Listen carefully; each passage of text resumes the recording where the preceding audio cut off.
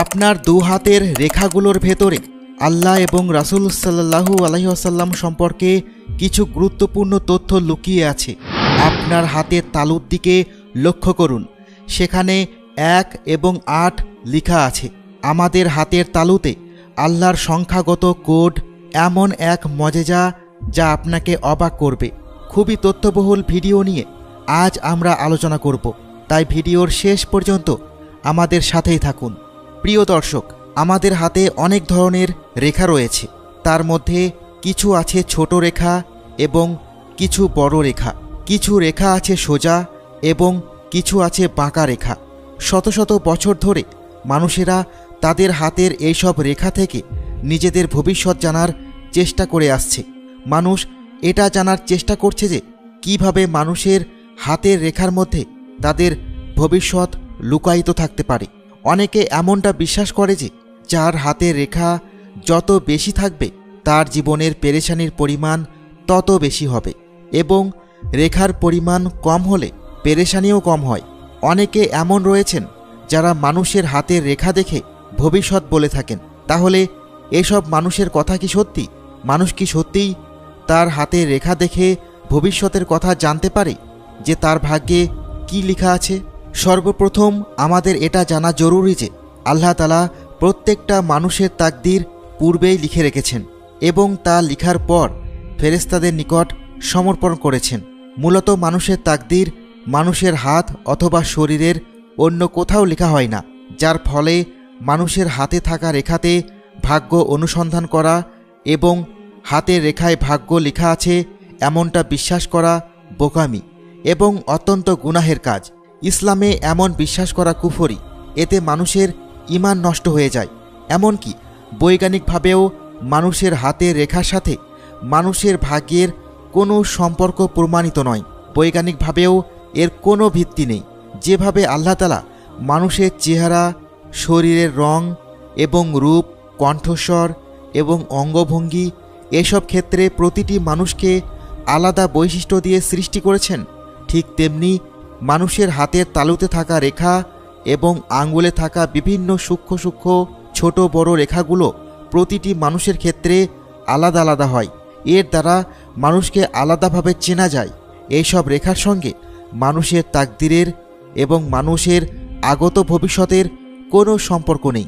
তবে মানুষের দেহ আল্লাহ তাআলার এক মহান বিস্ময়কর সৃষ্টি। মানুষের শরীরের এক একটি অংশে আল্লাহ তাআলার লক্ষ কোটি নিদর্শন রয়েছে, যাতে করে মানুষ আল্লাহ তাআলার অসীম ক্ষমতা সম্পর্কে উপলব্ধি করতে পারে। এমনই এক বিস্ময়কর নিদর্শন রয়েছে মানুষের 2 হাতের তালুতে থাকা রেখাসমূহের মধ্যে। তবে এ সমস্ত রেখার সাথে মানুষের ভাগ্যের কোনো সম্পর্ক নেই।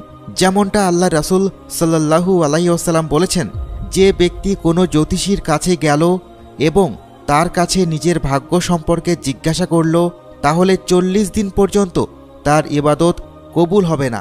আর যদি সেই জ্যোতিষী যা বলে তা সে বিশ্বাস করে, তাহলে তার ঈমান নষ্ট হয়ে যাবে। এবার আপনি যদি আপনার হাতের তালুকে ভালো করে লক্ষ্য করেন, তাহলে আপনি কতগুলো রেখা দেখতে পাবেন, যার মধ্যে 2টো বড় চিহ্ন উপস্থিত আছে। আপনি কি কখনো ভেবে দেখেছেন এই রেখাগুলোর মানে কি? এই রেখাগুলো দেখতে অনেকটা এরকম দেখায়। এবার আপনি যদি এই লেখাগুলোকে ভালো করে দেখেন আর তারপর আরবি নাম্বারগুলোর দিকে যদি তাকান, তাহলে আপনি দেখতে পাবেন আরবি সংখ্যাগুলো এভাবে লেখা হয়। এখানে আপনারা আরবি সংখ্যার 1 এবং 8 নম্বরের দিকে খেয়াল করুন। খেয়াল করে দেখুন এগুলো কিভাবে লেখা হয়েছে। এবার আপনারা আপনার হাতের দিকে ভালো করে খেয়াল করুন, তাহলে আপনি আপনার 2 হাতে এই নাম্বার দুটোকে 1 এবং 8 ভালোভাবে দেখতে পাবেন। আমাদের হাতের রেখাগুলোর ভেতর এই 2টো নাম্বার উপস্থিত আছে। একটি হলো নাম্বার 18 আর দ্বিতীয়টি হলো নাম্বার 81।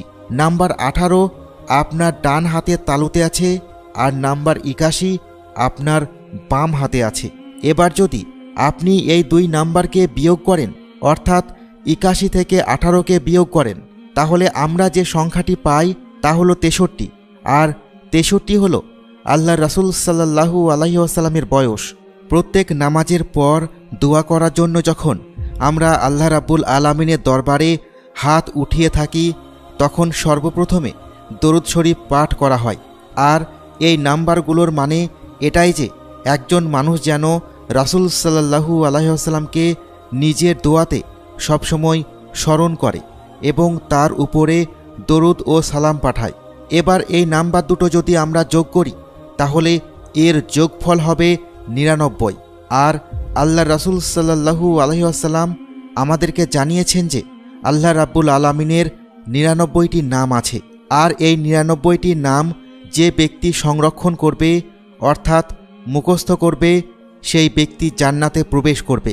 এবার যদি আপনি আল্লাহ রাব্বুল আলামিনের এই ৯৯টি নামের সংখ্যা দুটোকে গুণ করেন অর্থাৎ ৯ × ৯ তাহলে ৮১ হয়, যেটি আপনার বাম হাতের তালুর রেখাতে বানানো আছে। এবার যদি আপনি রাসূল সাল্লাল্লাহু আলাইহি ওয়াসাল্লামের বয়স মোবারকের দুটো নাম্বারকে গুণ করেন মানে ৬ × ৩ তাহলে ১৮ হবে, যেটি আপনার ডান হাতে আঁকা আছে। এবার যদি আপনি ১৮কে উল্টো করে লেখেন মানে ৮ প্রথমে লিখেন তাহলে এটি হবে ৮১। আর একইভাবে যদি আপনি ৮১কে উল্টিয়ে লেখেন মানে ১ প্রথমে এবং ৮ শেষে লিখেন তাহলে এটি হবে ১৮। অর্থাৎ যে কোনো প্রকারেই আল্লাহর ৯৯টি নাম হজরত মুহাম্মদ সাল্লাল্লাহু আলাইহি ওয়াসাল্লামের সঙ্গে জুড়ে আছে আর এটি কখনো আলাদা হতে পারে না। এখানে আরও একটি আশ্চর্যের কথা হলো নাম্বার ৮১ এবং নাম্বার ১৮র কমন বিভাজ্য সংখ্যা হলো ৩ এবং ৯। এবার যদি আপনি নাম্বার ৮১কে ৩ দিয়ে ভাগ করেন তাহলে আমরা পাই ২৭। আর যদি ৮১কে ৯ দিয়ে ভাগ করেন তাহলে ৯ হবে। আর আপনাদেরকে জানিয়ে রাখি যে কুরআনুল কারীম ২৭ রমজানের রাত্রিতে নাজিল হয়েছিল।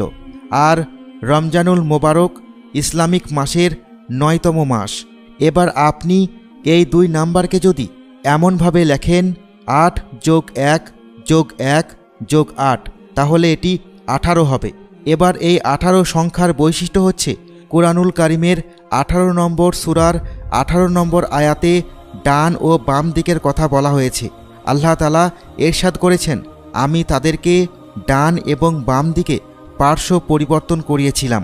এবার যে মানুষেরা এমনটা মনে করে যে এগুলো এমনি এমনি মিলে গিয়েছে তাদের কাছে আমাদের প্রশ্ন, তাহলে এই রেখা প্রত্যেক মানুষের হাতে কেন রয়েছে?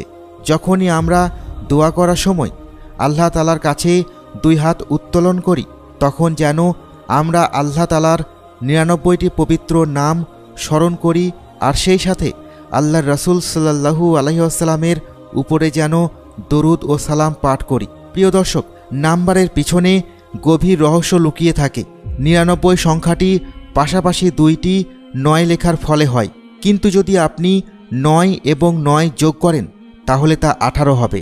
নাম্বার ১কে ৮-এর সাথে যোগ করার ফলে ৯ হয়। আবার নিউমেরিক আন্ডারস্ট্যান্ডিংয়ে নাম্বার ৯কে ০ ধরা হয়ে থাকে, আর যার মানে হলো সম্পূর্ণরূপে নিশ্চিহ্ন।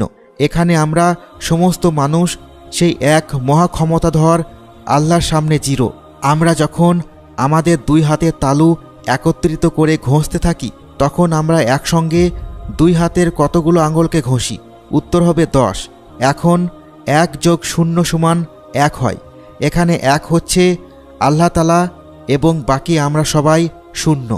আল্লাহ তাআলা যাকে হেদায়েত দেন তাকে কেউ পথভ্রষ্ট করতে পারে না, আর যাকে আল্লাহ রাব্বুল আলামিন গোমরাহ করে রাখেন তাকে এই পৃথিবীর কেউই হেদায়েত দিতে পারে না।